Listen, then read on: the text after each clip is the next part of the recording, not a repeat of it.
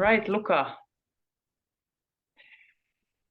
Yep. tell me a bit about your design to begin with. Um, Aha. just maybe I don't know if you want to show your chart, but hmm just the basics. Who are Yeah. you? Yeah. Okay. So this is here. This is my chart. Um, so basically I'm a generator, I have this sacral here who's there to be humming and to respond to work on things that I have energy for. And I'm really connecting to my sacral more and more these days. It's like just this humming, this like a cat making these sounds when purring. Uh, it's pretty nice. And so, yeah, this is my main energy. This is my only energy source that's consistent. It's my sacral. And so, I'm a 4/6. So I'm really here for people that I know. I'm here to be kind of friendly and see if there's any opportunities there in my relationships. And I'm an individual, so I'm kind of, let's say, different, unique. I'm on my own trip in many ways. I'm not emotional. I have these three open centers. I'm a split. So that means I have these two parts that connect from time to time, but quite often they're each separate. My mind and my throat, and then my sacral on the other hand and my identity. And yeah, this is pretty much my chart in the big lines. All right, and I wanted to just touch upon the fact that you're 28 now, right? Yeah. And you got into human design quite early on, so quite young when you first started to experiment. You want to talk about that a little bit? Yeah, so I was about 16. Maybe I was 15, or I don't remember really when I first got introduced to it, but it's when I was 16 that I really got into it. And so, some of my family took the courses, and so, I had some books and I had some resources, and I kind of dove into it. First of all, just with the fascination of being able to understand myself, understand other people, understand human beings. I remember having this revelation that everything that one can experience can be seen in the body graph. Uh, you know, Everything that we're going to experience is going to be, an idea. There's a gate for that, or an opinion, or a logical pattern, or an emotion, and there's these kinds of emotions, and it's like, okay, it's all in there in a sense, and yeah, it was just this excitement and fascination for it. And then later on, I kind of got more and more into living it, into, applying it for real, being correct, and really changing the way I operate. Yeah, that was how it started. You know, I want to do a follow-up question on that, but before I do that, I just wanted to ask if you want to tell the people who are watching this maybe about what do you do professionally in terms of human design, because I want to take that in here first, and then I want to Mm-hmm. go back into what we just talked about. Okay, so I do, I'm a living your design guide, just like you are. We met through that course with John Martin. And so we're both guides. So, I teach LYDs. Have done it in French so far, and then, I'm going to start in the other languages as well, which are English and Romanian as well. These are my three languages. And yeah, I also do sessions, individual sessions. I've done that for longer, actually. It's not really a reading because I don't want to, let's say, call myself an analyst without having taken the courses. But I look at the chart, and I have still quite a lot of depth, I think, in my understanding of design. And so yeah, it's not too far from a reading, I would say. So I do that as well. You have quite an extensive knowledge of human design. I mean, I know you personally, so I know I can vouch for that. But basically, what I wanted to get back to, you getting into human design so early on. Mm. Um, and in terms of when you do what have you seen in terms of when you do sessions with people who are older? Like, would you say that your youth was beneficial for you to get into human design? And more so, what I'm after is, as we're young, we tend to be more open to taking life, so there's not as much conditioning. Would you say that you see that as a benefit for yourself? Do you resonate with that idea that it was maybe easier for you because you were younger? And how do you see that get launching into the experiment, basically making decisions for yourself as people in general? I mean, do you find that people find it difficult to grasp what it's about?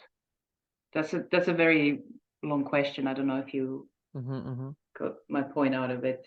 You can ask me to Yeah, I think clarify. I do. I think I do. Well, there's a few things. I think in general, the younger one is, the more perhaps inclined to learn new things that are gonna determine what the rest of their life is gonna be. They are. So, the children, this is when you're a child, this is when you build your life, the basis upon which your life is gonna be built. I don't know, with people go to school, people learn how to behave looking at their parents. So I think, Ra was saying human design is for children. So Mm, the younger one is, when they come into contact with design, the more aligned they're going to be to their uniqueness. So there is some of that. And for sure, I'm lucky that I was pretty young when I got into it. um, and I think the new generations of children who are raised by people who live their design, and who are mm, honoring the child's design from the get-go, I think these are really going to be something else. On the other hand, some people, I mean, it's never too late. I mean, some people are just ready to roll, like they're ready to change their lives. And I don't think there's any coincidences. um the fact is that right now, basically, we are pioneers. These are the first generations that uh are have come into contact with this, and who can mm, radically change the way they function. And so, no matter what your age is, you can benefit from this greatly, and then you can set an example for other generations. So, and some people, I mean, Ra was like, at some point, he was really clear that the more radical you are, the better. So, in terms of really following your strategy, not just kind of following your strategy and things like that. And some people are ready to be radical. For example, Marianne Winiger. You know her. Many people know her, and she wasn't like she was probably in her 40s, I think, when she started, and she was really radical with that. So yeah, one can be older, younger. In the end, it's about taking the time to grasp what this is, and taking the time to actually apply it in your life. mm, um it's kind of a logical system, so it does require some kind of a focus. It does require attention to how you behave and how you move through life. And so to me, you know it's somehow choiceless, because like the way I got attracted to human design, like a fly is attracted to the light. It's mm, just, it just happened. This was for me, it was there, and I just did everything I could. And some people are like this. So yeah, that's pretty much that. So no matter what the age, one could really get like passionate about this, and involved enough to make a massive difference. Yeah. mm. Yeah, I just want to emphasize there that it's not about knowing what your gates and lines and centers are, or understanding the system. It's more about understanding the strategy and authority, which is the basics of everything. Hmm. There's something that people keep asking me quite a lot, and I do have my own way of explaining things, but because you are not emotionally defined, so your solar plexus is open or undefined. I wanted to hear from your words, how would you separate feelings and emotions? Because, well, I just want to have your take on that as an emotional being. Mm. Because this is a dilemma for a lot of people. Can you tell me what you mean by feelings and emotions? So, for example, often I get unemotional or undefined emotional centers, and I tell them about emotions that they are not yours, and they always get confused about the fact that am I not here to feel things? Oh, I see. And for me, I mean, feelings can be feelings, right?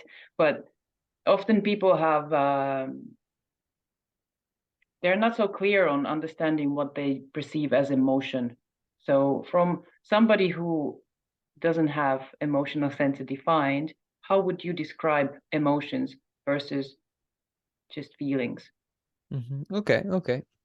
Well, to me, okay, if you say feelings, this word has many meanings, you know. I mean, I'm more of a, let's say, logical person or strategic person, so I look at it as what are the definitions, you know, of the word. And for me, feeling, there's many things. There's emotions and there's just sensation, you know, like I have a feeling in my toe that, you know, tickles or something.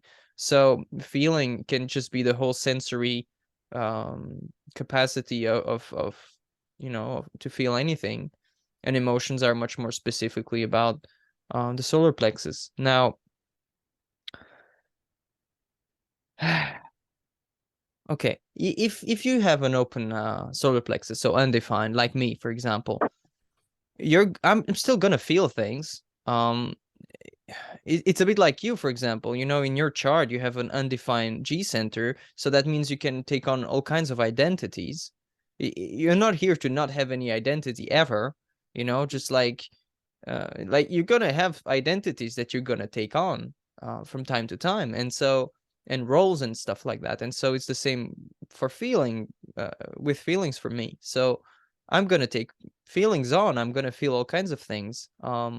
And especially when the program is there conditioning me to feel things. Like for example, right now there's Neptune in the 36th gate, so um, you know, here, and so that's gonna connect here to my 35, and then this is gonna turn on. So it's just obvious that I'm gonna have feelings, you know, and so yeah, feelings are just something that is gonna happen. Um, the only thing to look out for is that this is not what drives the decisions. It's always the same thing. So every time you look at an open center, um, you know, there's a not self strategy for that, and this is something to look out for. And and then there is how do you deal with it so that this is not what pushes you. So and it takes time to kind of differentiate these different, let's say, centers within yourself, you know, to kind of get a feel of what is what. I remember early in my experiment, at some point I was coming back from university, and I think I did well at an exam, and I was very happy. And then somebody in the street asked me for I don't know, some, you know, some money, like just something that wasn't big. I was like, oh yeah, of course I'll give it to you. I was all happy and stuff. And then I gave it to him, and then it actually was very frustrating 5 minutes later, because had just not enough to buy myself some sandwich, you know, with whatever I had in my pocket. And so this taught me that, you know, I took that decisions out of that feeling center, which is not my sacral. You know, I didn't check in with my energy, which is my just response or not. And so it's a different frequency to tune into in yourself, to pay attention to, that for me is really there to decide what's good for me. It's not that, hey, I'm happy, of course, yeah, I love you, and I'm just gonna give you stuff, you know. It's there's something in me, it's different, it's another mechanism. So through experience, you know, and things like that, one can notice these things. So this is more to what I was trying to get to is how does the sacral response feel to you? As in, to not get it confused with the amplified emotional center. The sacral has its own frequency, and you can feel that frequency. It's not a feeling of emotion; it's a feeling of your sacral. So, would you be able to describe within yourself and your experience what does it feel like to have a response or not to have a response? Well, I'm gonna talk about my design in my journey a little bit. So, as I said, I have a split. So that means I have two parts in my design here. This part and this part. And so before human design, I was just living up here, you know. My personality sun is in gate 64, which is really up there in the head center. And so I was so disconnected from my body. I had no idea I had a body in many ways. I was just floating up there in ideas, in books, stories, whatnot. And so the way that I reconnected to my body, to my response, was just through the sound.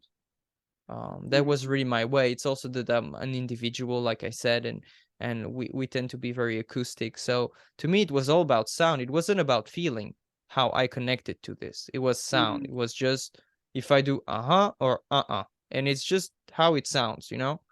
And yeah, this is how I got to it. Now I'm getting into the feeling of it, and it's very different. It's just like I said, like a cat purring or something. You know, sometimes I write something and there's this, mm, it's like it's this energy that's there. And the sacral is also it's quite a sexual center.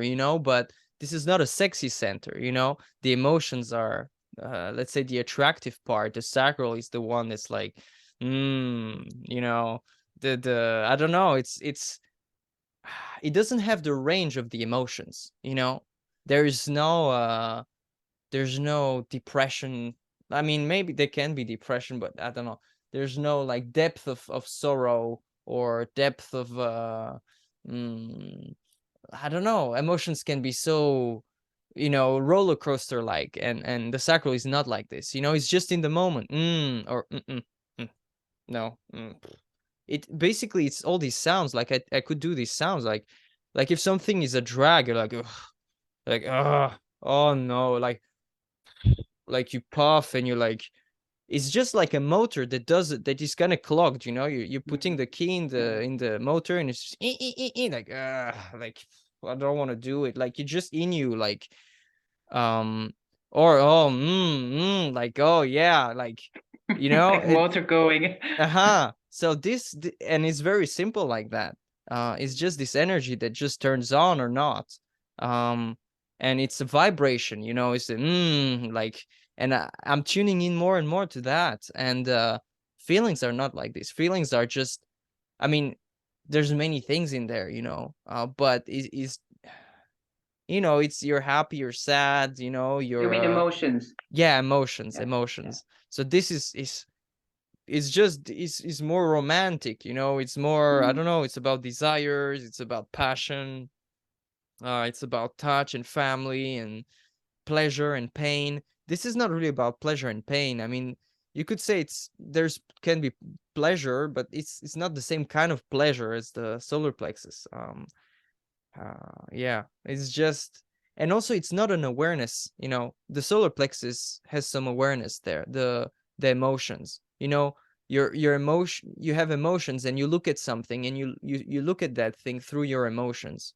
Like let's say somebody cuts in front of you in a line, and then you get angry. Well, this is your awareness of that situation through that emotion. The sacral.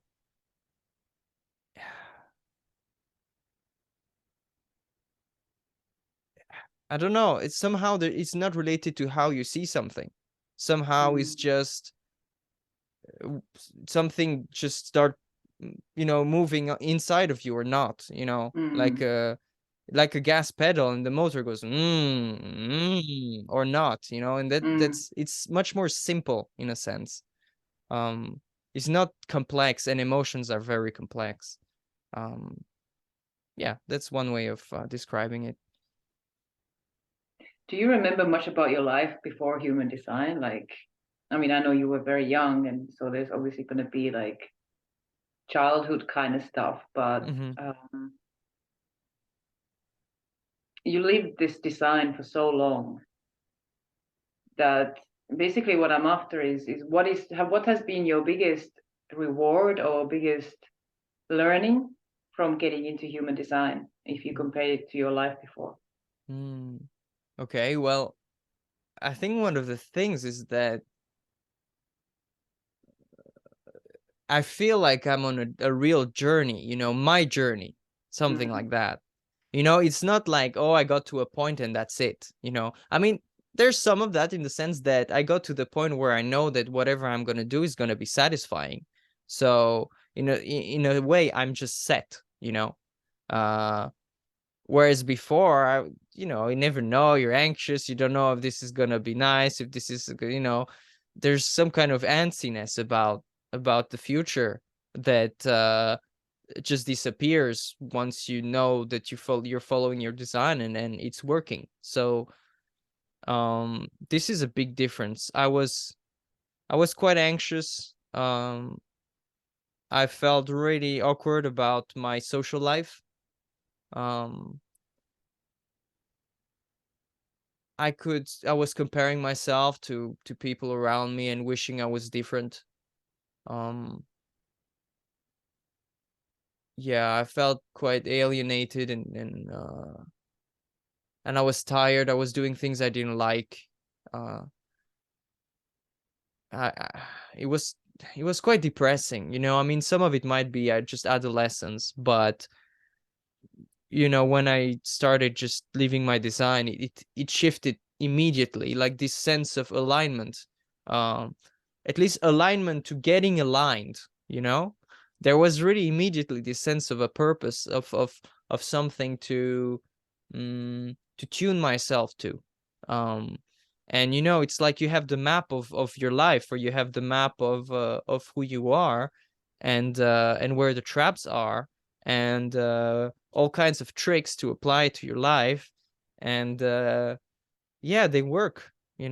And it's just a logical thing. So yeah, and I feel I'm on this journey, and it's also just a pleasure to uh continually be able to discover new things looking at design. Ra was saying that he was the first student of human design, and so if you want to discover things, and human design is an endless source of information, no matter how much experience you might have in it, with it. So yeah, this is also really nice.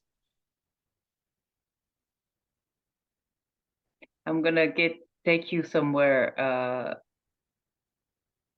maybe touchy. I don't know, Hmm. not for you, but for some people maybe. Hmm. So in human design, I mean, there's a lot of throwing around the concept of, oh, this is mental. This is a mental question. Yeah. Um, Right. and as I watch these, well, groups and people talking, I see this mental concept being thrown about as if it's a bad thing. Hmm. Okay, Yeah. um, like we're not supposed to think. Hmm. So somebody like you have the split there, and you have your head, ajna, throat, Yeah. and it's a really, really strong head definition there. And so you're designed to think. Yeah. Um, how would you see or would you be able to tell me something about the concept of human design and the fact that it's very mental system? As in, if you want to really start studying it and learning about everything, Mm. it's very mental, and it can become mental, and then you forget to maybe apply your strategy and authority. But do you have any take on this aspect of the information versus the strategy and authority, which is the practical application of it? Hmm. Like, Hmm. I know that these two can be separate; they don't have to even ever meet. But I don't know. Do you have anything on that? Yeah, I have many things. Let's see what comes out though. um one thing Ra said at some point is that just a little, tiny little advice can go a long way. You know, if you know somebody's chart and just tell them like 1 or 2 sentences, that can be really helpful for them. This can be much more useful than starting to tell them all the theory about human design. Um, you know, ultimately depends what your intention is. You know, if it's just being helpful, um, sometimes just little things are great, and people don't really need to go mental, let's say, about it and learn a lot of things. Um, one of the first things that came to mind, well, it's not really that, but one thing about what you said that struck me was how people are very quick to think they know what's correct for somebody else within human design as everywhere else. And really, human design is the opposite of that in many ways. This is about you. It's about you being correct. Uh, and each person being unique. And so if they're unique, who's there to compare or judge, you know? How am I to know what's correct for you? Um, I can only say what it looks like to me. But ultimately I cannot know. So to me, there is this absolute, let's say, divide between uh about the fact that nobody can tell anybody else, in a sense, what's going on with them. You know, I can just tell you what it looks like to me. And so this is the respect that to me human design has to bring. It's about, I have my trip, I'm different, I'm unique, and you don't know what that trip is. You don't know what it's about. You cannot know, you know? I'm the only one who can judge whether I'm correct or not, you know, whether my question is correct or not. Maybe it bothers you, so you call it mental, you know, Yeah. but that's just your problem. That's just your perception, you know, it has nothing to do with me, and you have no idea. So to me, there's something like this that I think people are a bit too cocky. This is how I see it. You know, people are just a bit too cocky and too quick to judge the other, when human design is a lot about making sure you're correct. Now, you know, some people are projectors. They are about looking at the other, but then if nobody asks them, human design itself, the rule is they have to shut up. You know, if you're a projector and you see somebody who looks to you like they're fucked up, but they didn't ask you anything, you know, if you tell them without being asked, you're not self, you know, you are not self. And you know, great, you pointed it out. Oh, you're not self, I can see it. You're being not self, you know. So it's stupid, it's just pointless. um so yeah, at some level, this is why human design, this is this logical system that might be unappealing to many people, because it does require focus, it does require attention to our own behavior and our own way of dealing with things, much more than I don't know, just understanding it. You know, if you want it to work, you gotta look at yourself pretty close. Yeah. um And so to me, just one can totally, absolutely get lost in the information. So yeah, I mean, human design is basically endless information. You can learn everything without taking a hard look at yourself and your life. And so then you're never gonna be satisfied as a generator. You know, you're never gonna get to your uniqueness, to your journey, to your potential, because this is not just about learning and learning and learning the theory, you know, and this gate and that gate, and the 1,000 billion details that you can get. It's about taking responsibility for your life, you know, for your own process, and actually um at least looking at it, you know, if not working on it, you know. and getting new habits, you know, of being correct and what that means, and experimenting for real, you know, actually, you know, if you're a projector, observing what does it, what happens if you don't speak when you're not invited, you Mm. know? Is it gonna be beneficial or is it gonna not be, you know? And then you learn something through looking at it, you know, and this is an experiment, you know? But again, experiment is a logical word. And so this aspect of human design, this is why Ra was saying, truth, what was it? Lies fly and truth crawls. You know, human design is a bit, you know, it's a bit of a serious, it has, let's say, many serious, not so fun aspects, you know, because it's logical, you know, Mm.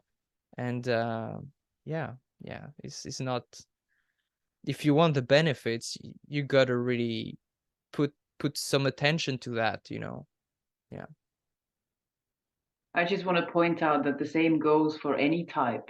You know, nobody's here to, to tell others what they see uninvited. Many project generators, for example, can have a projector split like you, for example. So, you know, like you mentioned earlier on, that you lived a lot in the head ajna throat split, which is a projector if you don't take into account that sacral there. So Mm-hmm. I remember that you told me that you have had to learn to shut up Yeah. and, Yeah. and not speak uninvited in a way. I mean, ultimately, generators have a different, we have a response mechanism, but it's the same thing, you know. Do you respond to, you know, did somebody ask you? Mm, It's the same thing that applies. So it's good for anybody to learn to shut up about the other, thinking that they know the other better than you know, themselves. mm-hmm. And even if they did know. Yeah, exactly. Because if the other is not asking you, they're not ready to hear it. So all you're gonna get is resistance. Mm-hmm. Mm-hmm. And so yeah, yeah, then you're being not self. Yeah, exactly. Yep. And I think it's a good point to bring out because I mean I see this a lot. Uh, there's this stigma around this mental process. Like for myself, for example, I mean I'm taking it to me for a little while, but Mm, you know I'm very open in my design, and I have an open head ashna. But if you look at my cross and other aspects of my design, I mean I was born in the quarter of initiation, which is a purposeful feel through mind. mm-hmm. And my initial you know, when I first started to experiment, it was very mental because I'm emotional. So emotions are also related to mind, Mm-hmm. and I have all these open centers here. So I started to just watch and figure it out, Mm-hmm. and it was my way. And you know, there's nobody that can. I mean, it was very beneficial for me, and there's nobody that can come to me and say, "Oh, you're too mental about it," because it's just my process. And I don't even have head ajna, Yep. so it's not wrong to think about things. It's not wrong to understand the system if it's for you, Mm-hmm. but it's not the information that's going to change your life. It's the actual, well, listening to your body, Mm-hmm. you know, Mm-hmm. getting back into your body because it's body knowledge. Mm-hmm. And listening to your body can lead you to investigate more, you know. You know, Yeah, maybe yeah. somebody is there to be a bookworm and learn all the details. Maybe Mm, this is what they have energy for, and it's great, you know. yeah. Yeah. Yeah. Especially if you have a lot of first lines. Mm-hmm. You Yeah, it know, could be. it's so many things that come to play in design that you know nobody can know how it's going to be for the other. Even if they can read through the chart, you still cannot know how the life is going to look like Mm-hmm. That's true. because we only have the theory here, and Mm-hmm. so whatever the experience is nobody can know. Mm-hmm. Mm-hmm. Mm-hmm. So We have the imprint, we don't have all the conditioning. mm, And the exactly. conditioning just changes a life completely. Mm, yeah. Yeah. So this is something that I feel quite passionate about, you know, bringing it out because well, I'm emotional, so it annoys me. I get annoyed by things. Yeah. Uh, and I have always appreciated your your mental process. It has been, I mean, I've known you for quite some time, so it's always been very useful to me. It puts things into perspective that I like. I resonate with it. It makes my life interesting to be able to see things through this mental aspect. Mm, It makes me feel good. It makes me feel I respond to it. So, mm-hmm, you know, mm-hmm, doesn't take away the fact that, oh, you're not self because you're thinking. No, I'm mm-mm, still waiting and responding. mm, But in yeah, the meanwhile, there's a lot of waiting. I'm emotional, so I have time to think. mm, mm, yeah, So I want to use my brain. mm-hmm, mm-hmm, mm-hmm. Yeah, Ra didn't like thinking too much either. He was also but he had the 61 and the channel of thinking was a compromise for him. So, Uh, that's one way of mm. looking at it. There's also something that you're quad left, and I'm just thinking more about the brain. I have the left brain as well, but the left brain is meant to process stuff, and Yeah. it's meant to be active. Mm-hmm. So Mm-hmm. telling somebody you shouldn't think about that it can be very bad advice Yeah, because maybe it's totally. healthy. Mm. Mm-hmm. Mm-hmm. Mm-hmm. Mm-hmm. Yeah. Yeah. To me, I mean, if somebody could see my chart and then they think that I'm on a wrong track, you know what they should do? They should just ask me. Mm. It's just so Mm. simple, Yeah. It's just so simple. This is the power of each person, I how do how do me and you figure out what's correct for me? By asking me, you know? Mm. It's simple. I'm a generator and the truth is in my response. And that's it. I want to bring something up here because I have just recently spoken with somebody, and because I got so much out of your responses and the way how you're rigid with your response, Mm. that I have been talking about it quite a lot. I'm just going to tell you what it's about, and maybe you can expand on that if you feel like it. Mm-hmm. So, what I learned from you is that if somebody wants something from you, they've got to ask. You're not here to initiate and offer your free energy and availability for people just because maybe you have an open ego, you feel like you're not worthy and so on. It's like people will have to ask you. And if you don't have the energy right there, right then, you just a no, not for now. And if they want something from you, they can ask you later on. But they Mm-hmm. have to do that. It's not like okay, not now, and then you approach them.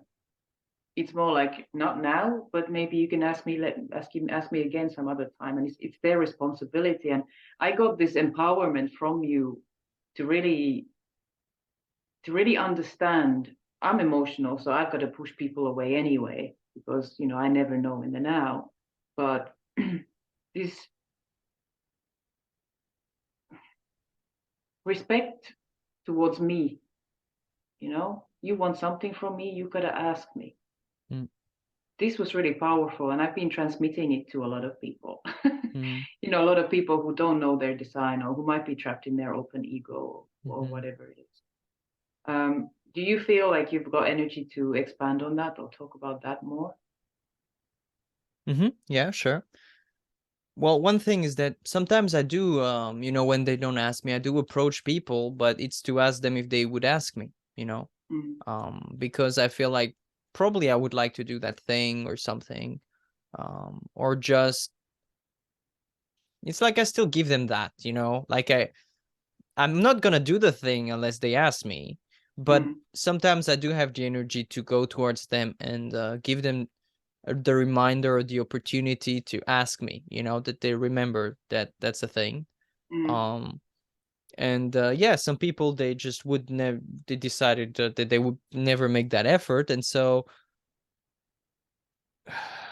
basically my relationship with these people is just very limited, very, very limited. There isn't much going on because they don't have, if they cannot extend that much energy towards me, then I don't have much to give. It is somehow a requirement, like I feel that sometimes I do things for people without them asking, that sometimes there is responses without questions and things like this, but other times there's no way, there's no way I'm gonna do that thing if you don't ask. There was a scene in what's it called? Uh in Fight Club, you know, uh where the main character, his apartment blows up, and then he just has nowhere to sleep, and then he tells that to the other guy, uh, Brad Pitt's character, Tyler Durden, and he just tells him, and he complains, he whines about him having no apartment, and then Mm, Tyler tells him, well, are you gonna ask me or what? mm, you mm, know and the guy says, what? Well, you obviously need somewhere to sleep, so are you gonna ask me or what? mm. Do you have the balls to ask me or what? Are you a pussy, kind of thing. Yeah, yeah. And it's like, yeah, man, own it. If you want something from me, you gotta be ready to be rejected. I'm Mm, either gonna do it or not. And if you don't ask, well, chances are I'm just not gonna do it. And to me, this is something that when generators start whining about, oh, nobody's asking me, they're all telling me what to do and da da da. Well, often it's because the generator itself, themselves, they're not tough enough to actually take that stance. mm, And this is something I got from Ra. I mean, Ra was such a freak and such a powerful shaman individual, correct, powerful within yourself. And it's like, I remember his sentence one time. He said, "You want something from me? Come and ask." You know, it's just that you just take that stance that you won't do it unless it's correct. And you can tell them, listen, I'm not going to do it until you ask me a yes no question. I mm, understand that this is perhaps nonsense to you. You think I'm just a weirdo, or whatever you think, but this is how I operate. mm, And mm, so that's it. If you want something from me, you have to ask me mhm, if I want to do it or not, and then I will tell you yes or no. you know mhm, and people are afraid of that, because they're afraid that people are going to reject them, and that they're going to lose some friendships, or even big partnerships or things like this. But if you live with people who never ask you, you're just going to be so frustrated. You're just going to do things, you're going to be their slave you know and so this is also something, because I'm so inflexible at times about asking, that they have to ask me.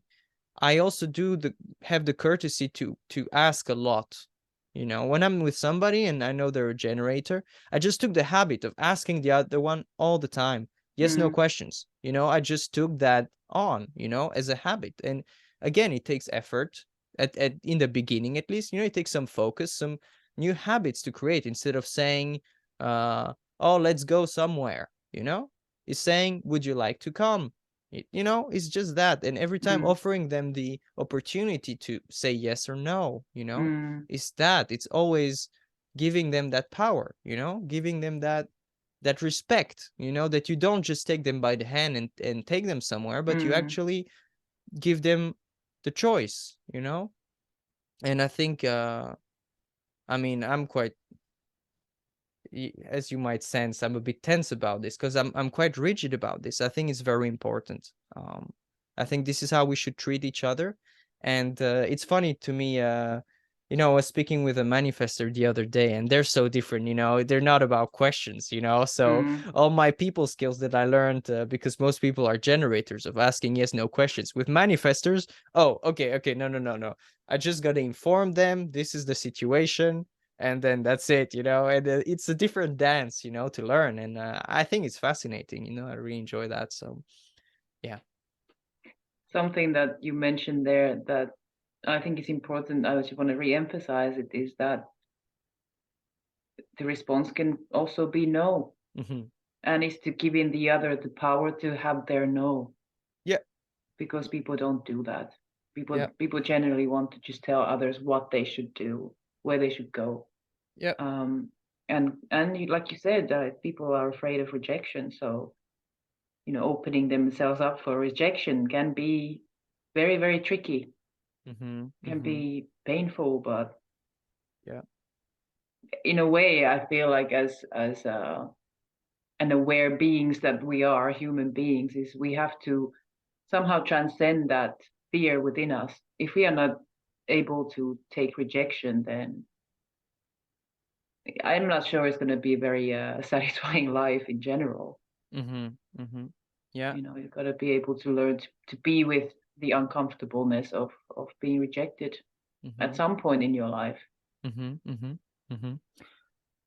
I mean, I'm a pure individual, right? So I'm all about empowerment. So for me, and more than that, I'm about security. If you look at my tone here, this is a first tone.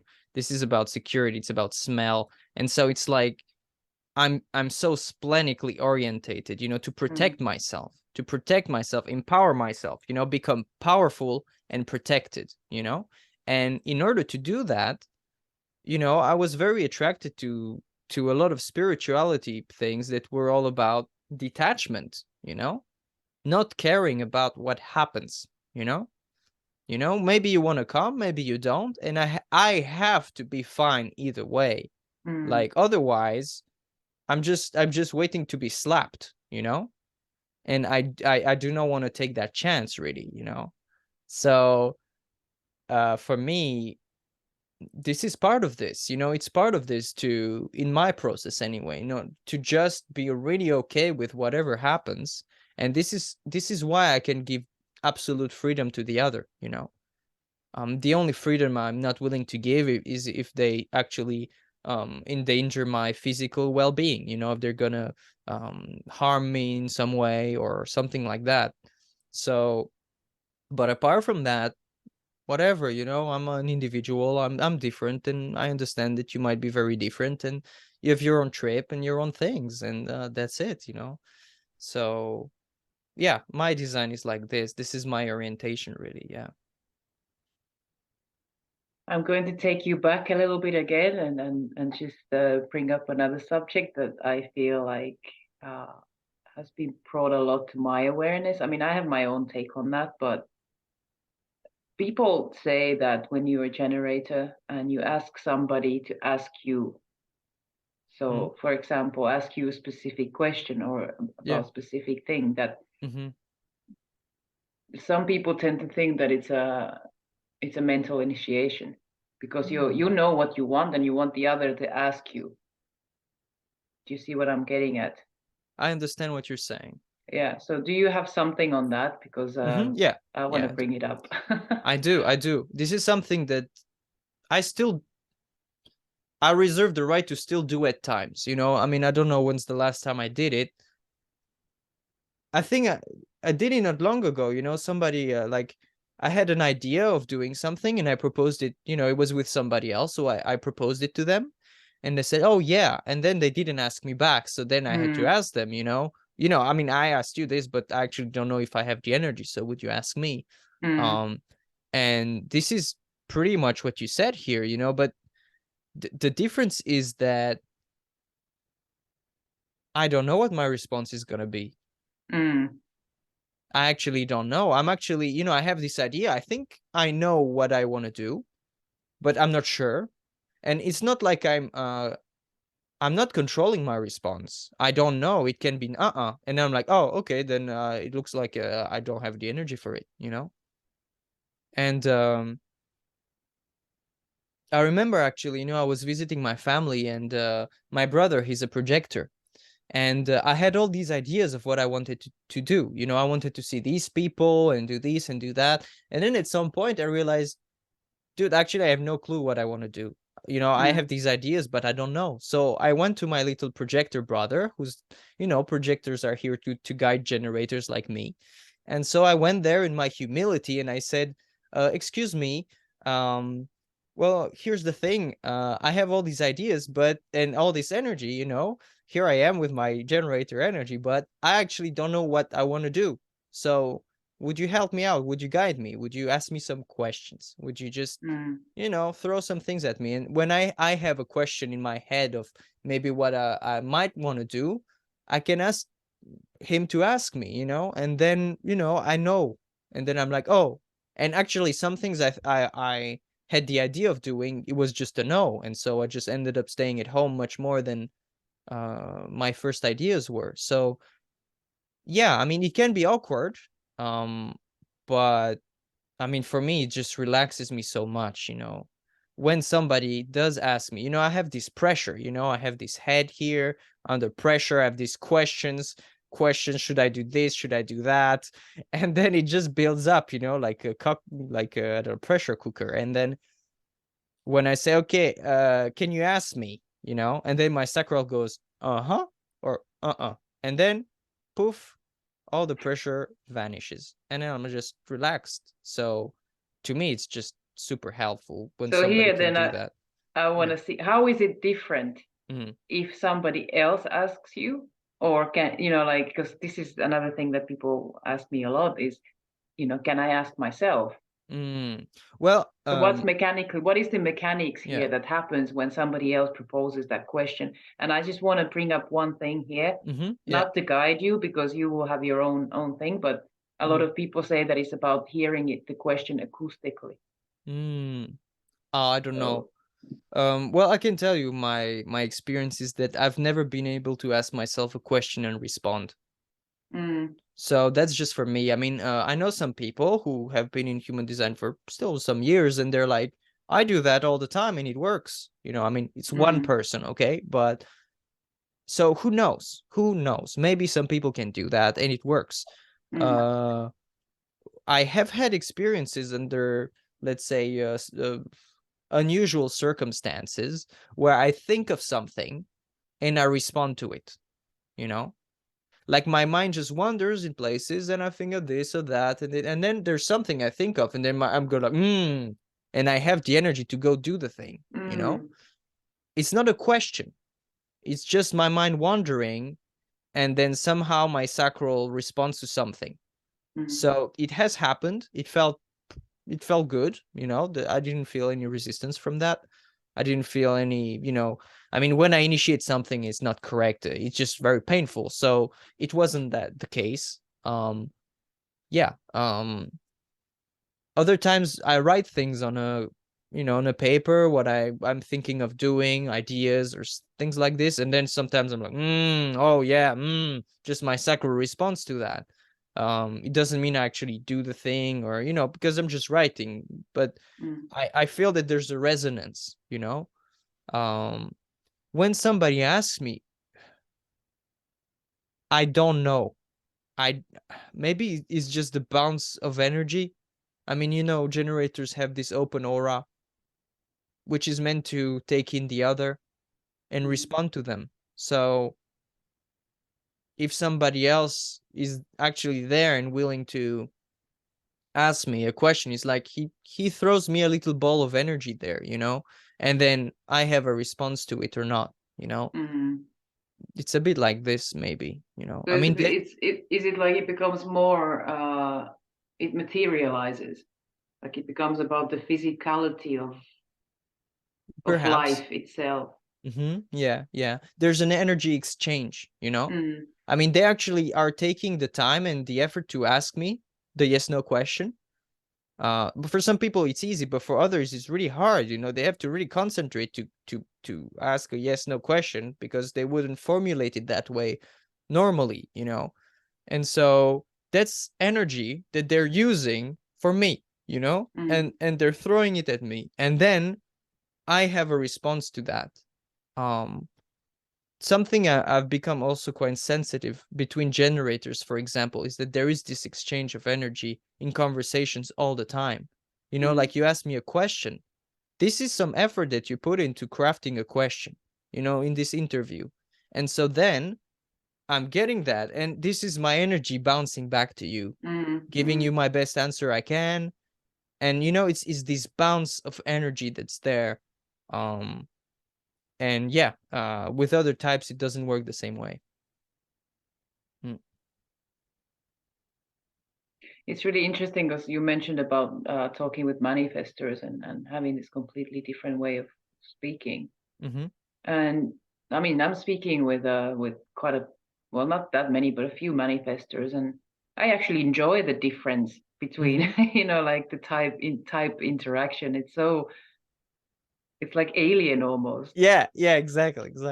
Uh, I was thinking here, like, I know majority of people are generators, so talking about generators is quite useful. There's, if anybody watches this, uh, there's going to be generators, but in terms of you being okay, so you are living your design guide, you do sessions, you're Mm-hmm. gonna have other kinds of types coming to you.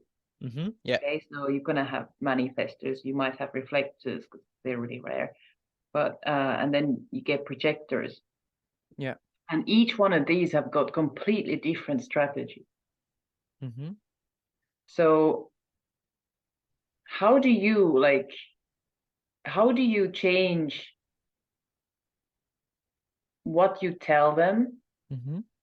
based on what type you get? Mm. As in, I mean, it's easy to talk about being a generator because you're a generator and it's just Yeah. this energy exchange and all of that. But with the other types, it's different. Mm-hmm. And Well, so, yeah. yeah. It's easiest for me to talk to generators, of course, because especially if they're just like me, unemotional. It's like, I'm the same as you in some aspects, so it's easy to refer to my own experience, my own deconditioning, my own sacral. Of course, they have a different kind of sacral configurations, but it's just easier. It's always easier when they're close to you. Every time somebody has a design that's very different, they are more and more alien. They're more and Mm, more like something. Okay, I read the books. I interacted with the other people like this, so I get a bit of a sense of this and that. But uh yeah, it's a bit more like yeah, having studied it theoretically and then having a bit of experience with other people, not myself. It's not as mm, intimate, it's not as deep, let's say, of a knowledge. mm, I only had one manifester, I think, and I think it was a session that we did together. So mm, I don't remember doing a manifester on my own. um I would just go theory. I learned the theory, and I have a bit of experience with manifestors, so I tell them funny stories and things that I experienced that are also a bit more outside, let's say, of just the pure, let's say, raw lectures or stuff like that. um but yeah, mostly I just stay with the theory. I would say with projectors, I relate, to my own projector split here, mm, mm. learning to shut up, you know um that was huge for me, and I tell them about that. um yeah, it's and I as well, I know with projectors is that quite often they have to know more, more theory. Mm, So I give them more quite often. Like with generators, more and more lately I'm thinking, I gotta do just tell them some stuff and then do a sacral session during the session, if they're unemotional, especially, just get them to respond. If they get a sense of their sacral, this is mm, just much more important than knowing, there's this gate and that gate and the other gate. It's like, well, some things are good, but really this this sacra, so yeah. So yeah, I'm using, mixture of logic, theory, and my own experiences, and yeah, it's always easier. The closer they are to me, the more sense of I don't know, you know, I have more years of experience that can be useful for them. Let's say, mm. I'm more of an expert on me than on Yeah. anybody else. So if they're closer to that, then yeah, I can probably have more to say. And it's funny, I thought when you were saying talking to manifestors, well, all you can do with them is inform anyway. Mm. So it's not about interaction. You just give them the information and they do what they want with it. So in a way that works, you know. Yeah, I mean, yeah. we cannot know we cannot know anybody else's trip really, but even less so of somebody who's completely different type to us. Yeah, yeah, yeah, yeah. So Wait, something still like with manifestors, the informing can be quite complex. You know, it's not just about, okay, I give you all of your chart and that's it, goodbye. I mm, can inform like, okay, listen, I'm gonna talk. If you have questions, you're welcome to tell them to me. And this is still informing, you yeah. know, it's informing that there is a two-way street and things like that. So it's just, I think it's fascinating, you know, Mm. talking to a manifestor is all these new ways, new paths of how do we deal with each other. And of course, each manifestor is different, and they have their own, you know, their design and their way of being, and you know, you see how that works and all of that. So yeah. And we always going to have some similarities in our charts, because if you start to talk about these centers, for example, Mm. you know, manifestor can come with an open ego, so you can talk about open ego from your experience, Yeah, and you that's know true. they might resonate with it. Yeah, yeah, yeah, yeah, yeah, yeah. Like I have the obviously the solar plexus, so anytime I get anybody who has defined solar plexus, it's easier for me Mm-hmm. because I know what this energy is about, and the life is largely about that. So you know, there's that common ground. But I Mm-hmm. think the strategy, you know, talking with a similar type, it's always going to make, it's like familiarity in a Yeah, way. yeah, yeah, yeah, Like yeah. we're the same species Y- somehow. yeah, and about 2 months ago I met somebody who's a 4-6 cross of consciousness like me, sacral generator, split around the throat as well. I think she was a 4-6, maybe she was 3-5, but anyway, our design was so similar and we were just so comfortable with each other in a sense, you Mm, know, just come talking, because it's like being not alone but almost, you know, it's we're really in the same spot in the universe or something, you know. mm, So yeah, it's really something. yeah. Mm. And there are other things. I mean, if like I've met a few people now who have the same nodes as me. Mm-hmm.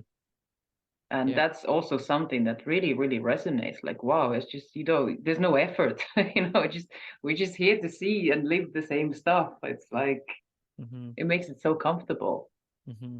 Mm-hmm. Mm-hmm. So there are different aspects in designs that can make us feel more connected to some people other than the type. But Mm-hmm. sure, the Yeah. type is a big one in Mm-hmm. terms of mechanically and interaction.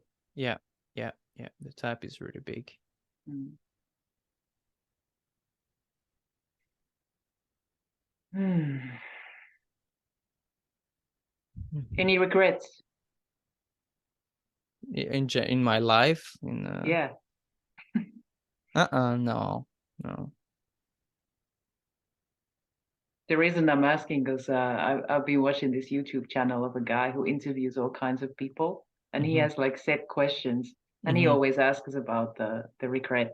Mm. And it's funny how most people don't have any. Most people who have lived their lives in a way that, okay, maybe it's not the most satisfying, but life that they have learned to know themselves.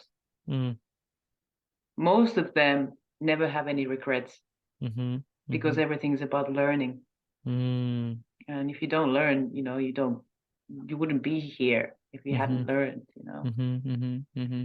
So I Yeah. just think it's fun to ask that. I knew you don't have any regrets, but it's just fun to put it out there. Mm-hmm. Yeah, it's really sad to have regrets, I would say. Mm, It's not something, you know, it's like it would be it's like in a sense, okay, in human design there's no choice, but in a sense, let's say there's layers to reality, okay, and in some layers there is a choice, okay, and in those layers where there is a choice, I'm like, why on earth, like I could choose to have regrets, you know, if I wanted to, mm. but they're so useless and they're just a burden that why would I do that, you know, it's just it's not gonna help any with anything. So I'm not gonna start build, you know, making up some, you know, for myself. Like, no thanks. Yeah, like making yourself suffer for no reason. Yeah, it's just like if I started weeping my back or something. It's like, why, Yeah, what but for? I think it's also to do with the fact that you know that there's no choice ultimately. Whereas a lot of people will, I mean, I'm not saying that any perspective is right. Uh-huh. I just want to put it out there. I'm not saying that I know all and there's no choice. But a lot of people do tend to think that there is a choice and they like to keep that belief going. Mm-hmm. And I feel like that belief is the very source for that potential for feeling regret, I see, yeah. because there's a feeling that you could have chosen differently. Mm-hmm. Yeah, but then if you take the choice to a bigger power, let's say, like I said, then you can choose not to have regrets, you know, Mm, if you yeah, see that they're useless. yeah, yeah, Mm. true. Hmm. Are we done? Whatever. Yeah, are Do we you, done? yeah, Mm-hmm. Okay, well, thank you very much. It was really nice. It was interesting talking like this.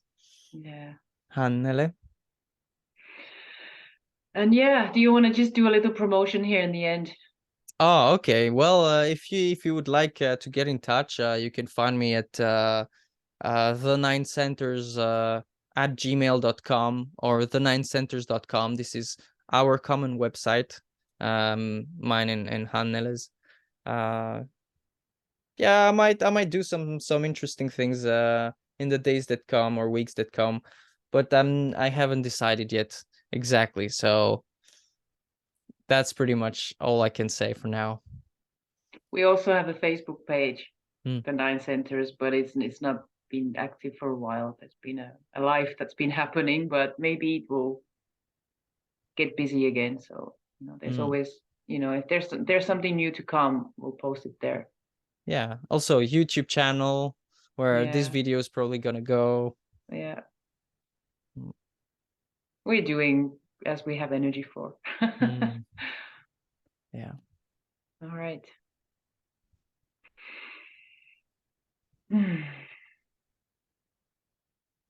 Thank you very much. Thank you very much. All right. Until next time. Yep. See ya.